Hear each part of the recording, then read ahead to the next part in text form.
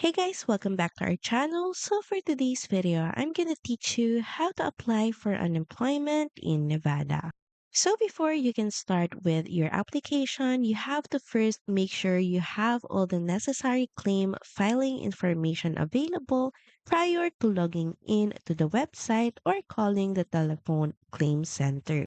And here you can see the necessary information and required documents that you have to have with you before starting your application. And that includes names, addresses, phone numbers, and dates you worked for your last two employers. Next is you also have to have a list of names or corporate name of all employers you have worked for in the last 18 months.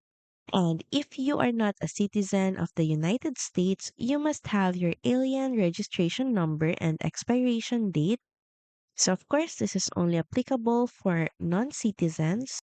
Next is for those who served in the military in the last 18 months, you must have a copy of your DD 214, number 4. And lastly, for those who have worked for the federal government in the last 18 months, you must have a copy of your SF8 or SF50. And now to get started, you have two options to apply for unemployment. First is through the internet or online. So all you have to do is head over to this site at nui.nv.gov and click on Login to Claimant Service or CSS for employees and claimants. So click on this link.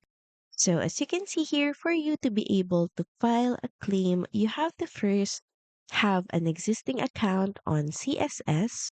So all you have to do is click on the sign up link, or you can also click on the sign up link and start creating your account. But if you already have an existing account, head over and log in to this section.